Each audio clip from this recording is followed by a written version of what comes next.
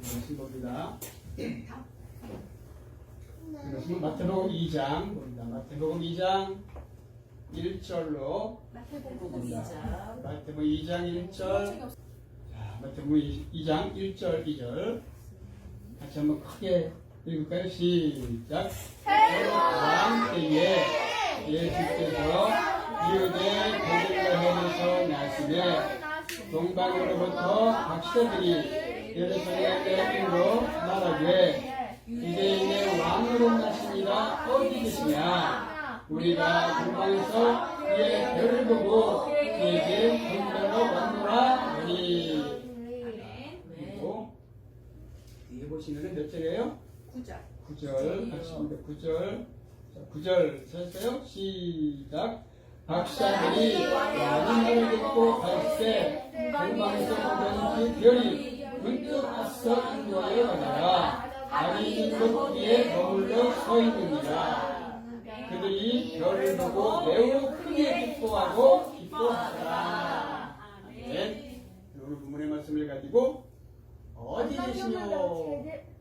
유대인의 왕이 어디 있다? 따라합니다. 유대인의 왕이 유대인의 왕이 어디 계시뇨? 어디 계시뇨? 라는 제목으로 함께 은혜 나누기를 원합니다. 자, 유대인의 왕 예수님이 이 땅에 태어난 날이 언제라고요? 12월 25일 내일이죠. 오늘 크리스마스 이브고 특별히도 주일입니다. 그래서 저는 유대인 왕이 어디 계시냐라는 제목으로 함께 나누기를 원합니다. 자, 이게 뭐예요? 나침반. 나침반이라고도 하고 나침판이라고도 합니다. 예, 이거는 뭘 알려주는 거예요? 방향을 알려주는 게 방향을 동서남북을 알려주는 거예요. 그래서 동서남북에 갈 방향을 알려주는 겁니다. 근데 이게 언제 발명됐는지 아는 사람? 언제 발명이 된지 아는 것? 몰라요. 모르죠? 네. 여기 한 12세기경에 이것이 발명됐다고 합니다. 12세기면은 지금이 몇 세기예요? 21세기. 21세기. 12세기면 1300년 전 말은 1300년. 지금은 2023년이죠. 며칠 후면 이제 2024년이 되는 거예요. 네. 지금은 그래서 올해가 있어요. 개묘년이에요. 개묘년. 제가 개묘년생이에요. 그래서 이 60년에 한 번 돌아오는 개묘년이 올해입니다. 그래서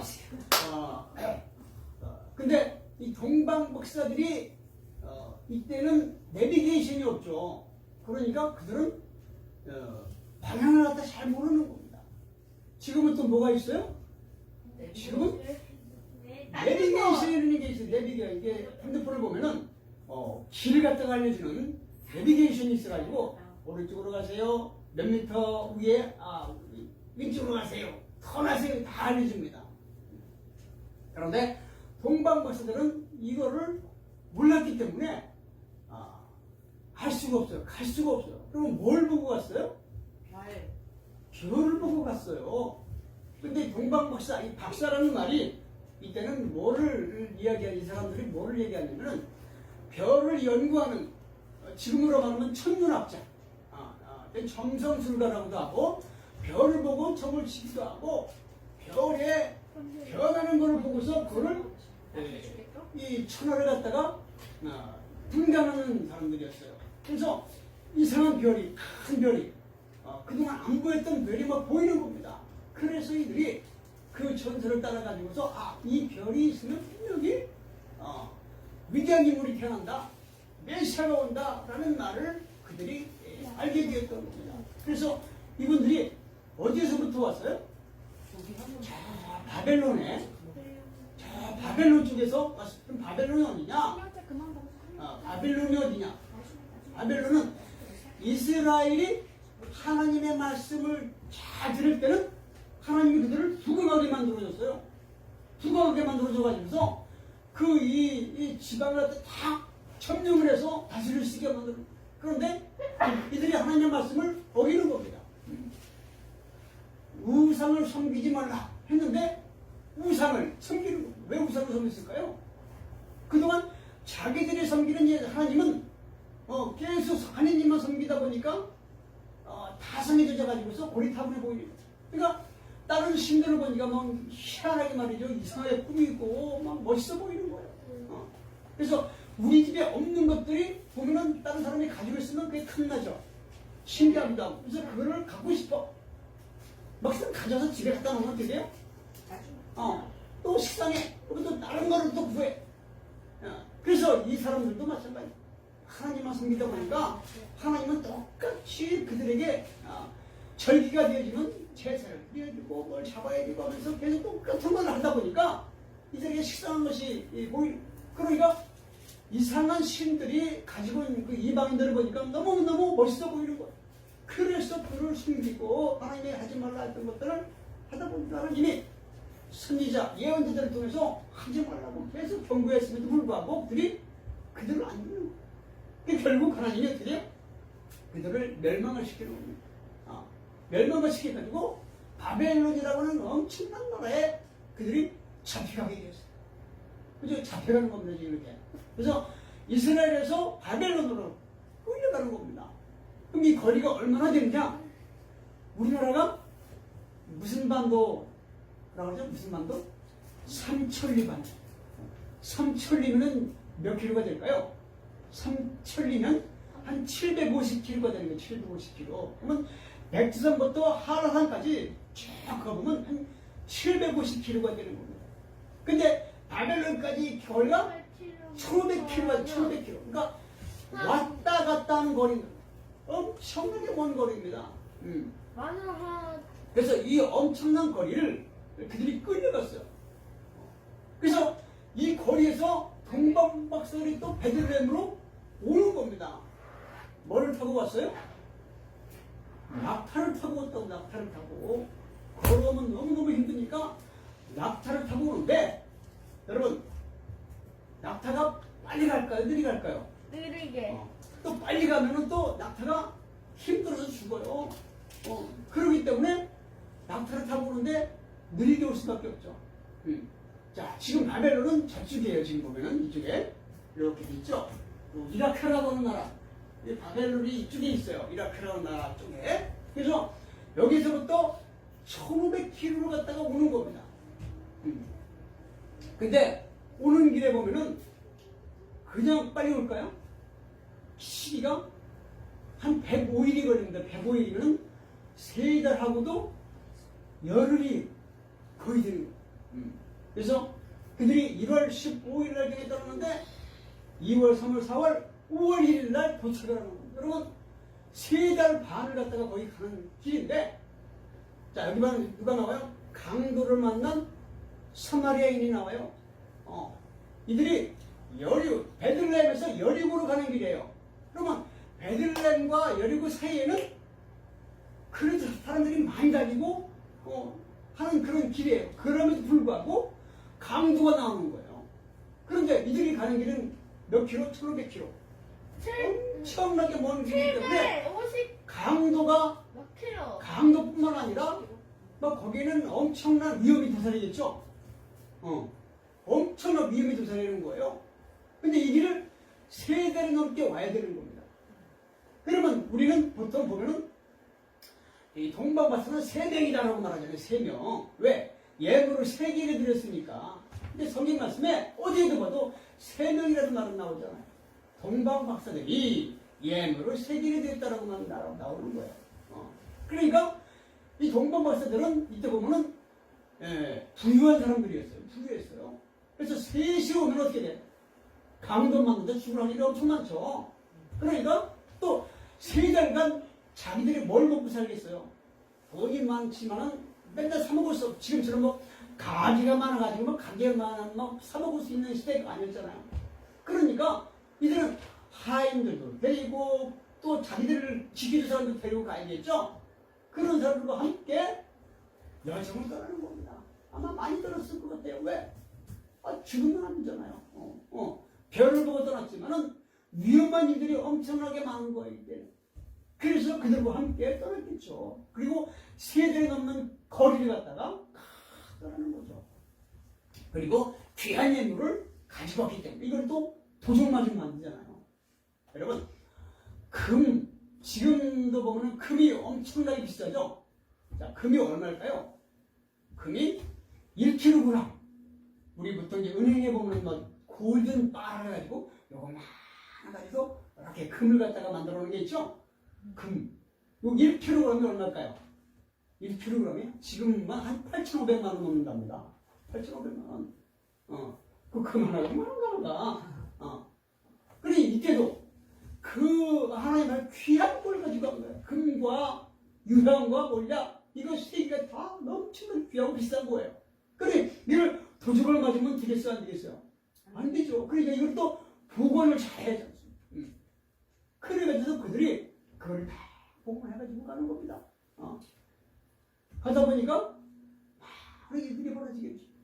그 모든 일들을 다 겪고 난 다음에 그들이 도착한 곳이 예수님이 태어난 곳인데 이제 별을 보고서 다 출발을 했어요. 별을 보고 갔는데 어느 순간 보니까 별이 안 보이는 겁니다.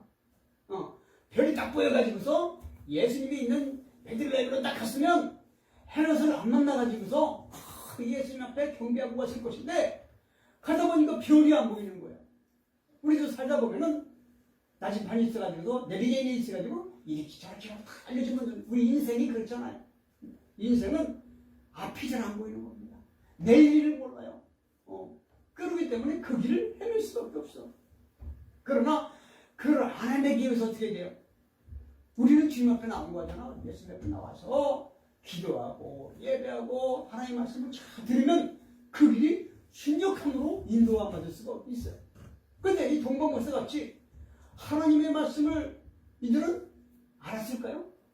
아무도 몰랐을 거예요. 이때는 이 먼 나라에서는 하나님을 몰랐죠. 그러나 별을 연구했던 사람들이기 때문에 별을 보고 나가 보니까 별이 어느 순간 안 보여요. 그래서 어떻게 할까 하다가 그 땅을 다스리는 누구한테 갔어요? 헤로도한테. 우리 이따 얘들아 연구해. 여봐라! 저들을 모두 잡아 죽여라! 했던 그 헤로도 왕한테 간 거예요.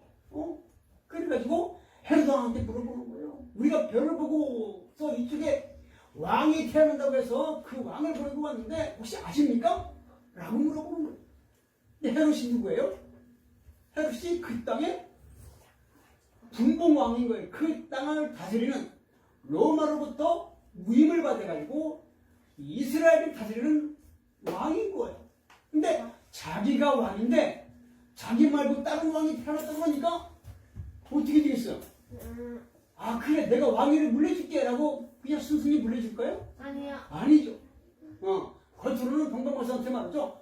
나도 경배하러 되니까 좀 보면 나한테 알려주세요 라고 말하니까 동방박사가 지금 진짜인 줄 알고 거짓말인데 거짓말을 갖다가 실제로 알겠습니다. 지금 만나면은 알려드릴게요 라고 동방박사들이 떠나는 거죠. 근데 헤롯은 거기에서 막 마음에 막 부글부글 끓는 거예요. 그래서 그 군사들을 불러가지고서 몇 살이야?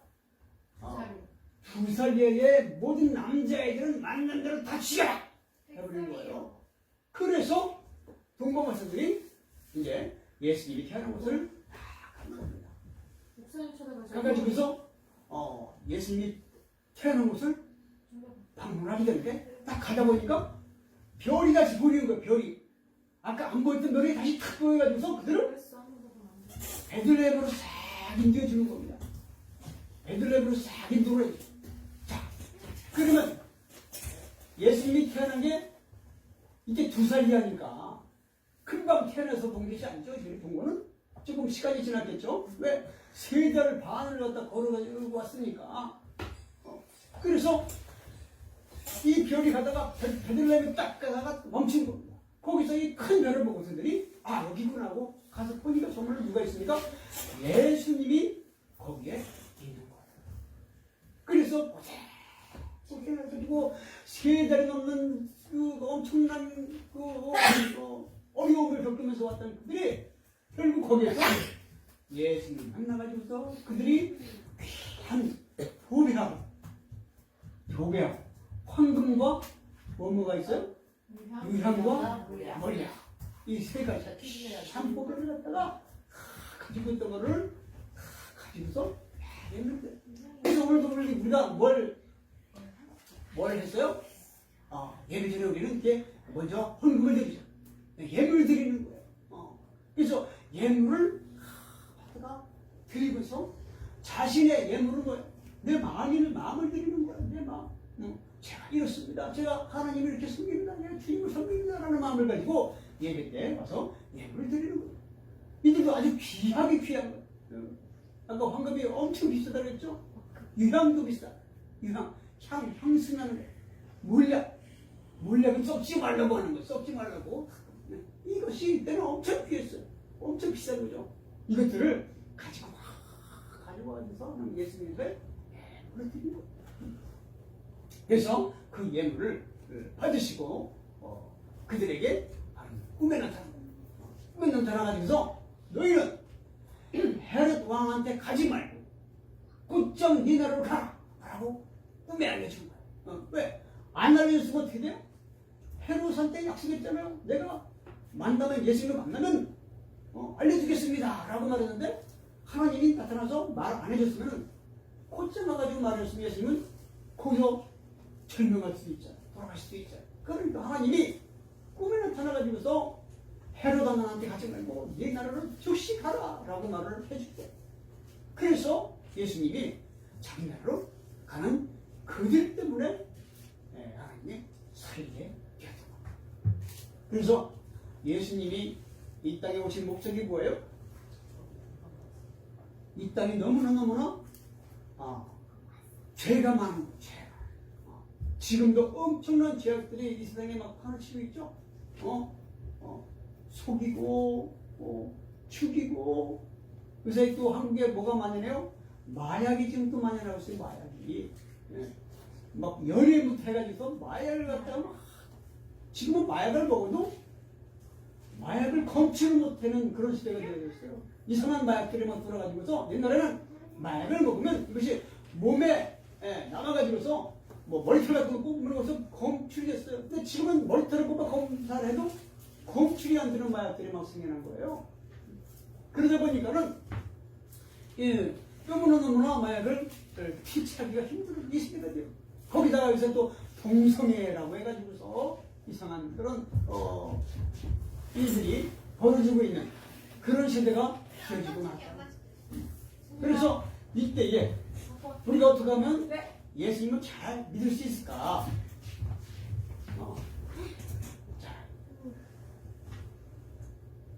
이들이 하나님의 말씀을 잘 듣지 않냐고서 바벨론으로 끌려가서 거기서 이제 다시 뭘 합니까? 회개하죠. 하나님 우리가 잘못했습니다.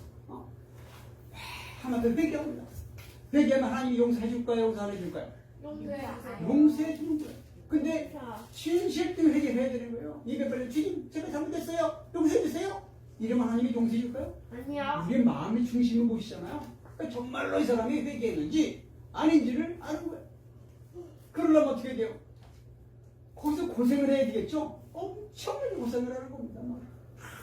죽기 일곱 직까지 막 가는 거죠. 엄청 고생을 하니까 어떻게 기도할 수밖에 없죠. 하나님 용서해 주세요. 저희가 잘못했습니다. 막 피 끓는 마음을 가지고 막 용서를 구하니까 하나님이 그들을 용서를 해줍니다. 그래서 하나님이 다시 이스라엘로 갈 수 있도록 일을 하나님이 계획해요. 그래서 1차 귀환, 2차 귀환, 3차 귀환 하면서들을 이스라엘로 돌려보내는 일을 하게 돼요. 그래서 에스라 8장에 보면은 그들이 다시 이스라엘로 가는데 가는 길에 엄청난 일들이 또 일어나겠죠. 습격을 당합니다. 습격을 받기도 하고 막 매복한 사람들이 막 와서 막 칼을 들고 죽이려고 그럴 때마다 하나님이 그들을 지켜주는 겁니다. 하나님을 그때를 믿고 하나님이 그들을 가운데 함께 왜? 하나님 때문에 다시 그들이 그 땅으로 돌려받은 그런 때가 되었기 때문에 하나님의 말씀대로 그들 앞에 가니까 하나님이 그들을 지켜줄 수밖에 없죠. 그래서 그 믿음의 고백대로 하나님이 그들을 다시 이스라엘로 귀환하게 만들어줍니다. 근데 이스라엘로 와가지고서도 그들이 그냥 평탄하게 거기서 생활하는 게 아니에요. 성벽을 다시 증축하고 그 성벽을 짓기 위해서 또 하는데 하나님이 그 땅에 또 남아있는 사람들이 그를 못하게 방해. 그러니까 한 손에는 칼을 들고 한 손에는 그 증축을 하는. 이게 두 손을 가지고서 밤낮을 갖다가 일을 하는 그런 어려운 일들을 행하는. 그런데 그럴 때도 하나님이 들고 함께 했기 때문에 결국 성벽을 다시 증축하게 되었고 부끄러하게 되었습니다. 그런 것처럼 여러분도 이 땅에서 하나님 앞에 나와서 예수를 잘 믿고 하나님 앞에 온전한 예배 드리면 하나님이 어떻게 돼요? 우리 삶 가운데 승리의 삶을 허락하신다는 거예요. 근데 예배를 잘 드리지 않냐고 하나님 앞에 나의 마음을 드리지 않냐면 하나님 어떻게 되겠습니까? 우리의 기도를 받을 수가 없어요. 왜? 하나님은 뭘 본다고요? 마음의 중심. 내 마음을 나도 모르고 남도 몰라. 그러나 하나님은 내 마음을 알아. 남은 모르고 나는 알아. 내 마음을 나는 알 수 있잖아요. 내가 왜 이러는지. 그러나 나도 모르는 내 마음이 있어요. 그러니까 하나님은 그것까지도 아신다는 거예요. 그 하나님 앞에 나를 자꾸 의지하는 겁니다. 하나님 저를 도와주세요. 제가 제 마음을 저도 몰라요. 제가 왜 이러는지, 제가 왜 이렇게 살아야 되는지 저도 모를 때는 그런 주님 도와주세요 라고 우리의 마음을 하나님 앞에 자꾸 고백하며 하나님 앞에 나를 맡기고 기도하는. 그러면 하나님이 나도 모르는 사이에 나를 치료주시는 겁니다. 고쳐주시는 거예요. 그래서 주님의 마음에 합한 삶을 살게 만들어주고 내 미래에 나심판이 없어도 내비게이션이 없어도 우리의 인생을 하나님이 하나님의 길로 인도를 해주시는 대로 살아갈 수가 있다는 겁니다. 그렇게 되기를 바랍니다. 그런 인생을 살기를 바랍니다. 그러려면 나를 자꾸 주님 앞에 온전하게 드려야 되는 거예요. 온전하게 드리지 못하면 내 삶이 어떻게 할지를 몰라요. 미래를 우리가 알 수 없기 때문에 한치 앞을 알 수 없는 것이 인생이라고 하겠습니다.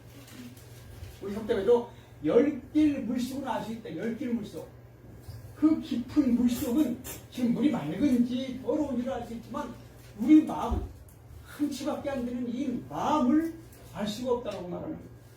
그런 것처럼 내 마음을 나도 모르지만 그러나 주님은 그런 내 마음도 다 지금 보고 계시고 알고 계시다는 거예요. 그 주님 앞에 나를 자꾸 고백해야 되는 거예요. 고백하는 게 뭐예요? 예배에 나와서 하나님 앞에 예배를 잘 드리는 거예요. 그리고 그분의 말씀대로 살기를 자꾸 고백하는 겁니다.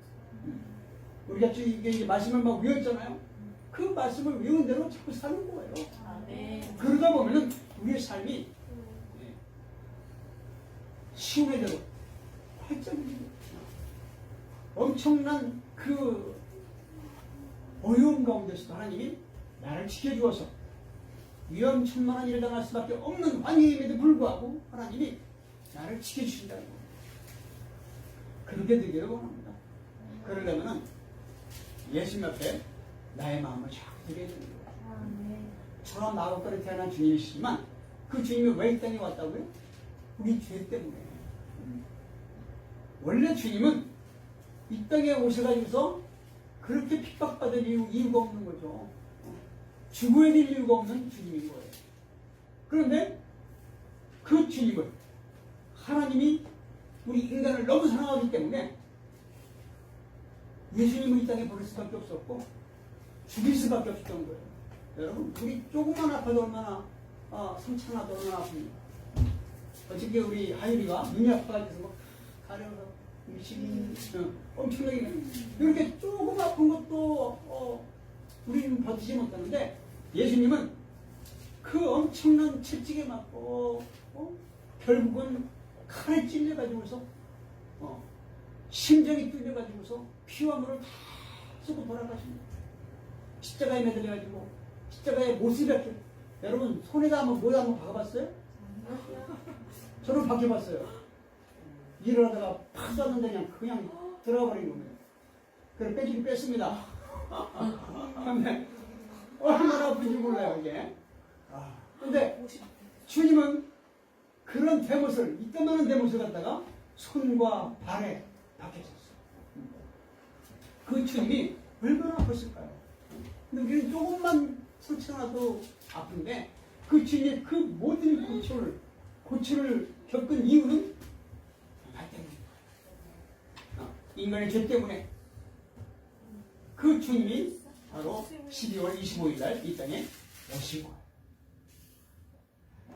그런 주님을 생각하면서 주님 이제 저도 나의 모든 죄 그리고 우리 중보기도를 하죠. 중보기도는 뭐라고 그랬어요? 남을 위한 기도. 남을 내가 대신해서 기도해 주는 겁니다. 남을 위해서 내가 중보할 수 있는 그런 마음, 그런 우리의 믿음의 경지까지 올라가야 될 줄로 믿습니다. 그리하면 주님은 결국 우리가 이제 그런 마침표를 찍게 만들어 주시오. 구원받은 마침표, 승리의 마침표, 결국 주님 앞에 나를 드리는 마침표가 되어질 때에 하나님이 우리를 하나님의 사람으로 마지막에 승리자로 허락할 줄로 믿습니다. 그러면 기도합니다. 기도할 때 주님, 우리가 주님의 사람으로 온전한 예배자가 되기 원합니다. 그래서 나도 모르는 나의 마음을 주님은 아시기 때문에 나를 주 앞에 의지하고 내 마음을 주님 앞에 드립니다. 나 용서해 주고 인도해 달라고 진정한 하나님의 사람이 되기 원합니다. 예배자가 되기 원합니다. 통성으로 기도합니다. 주여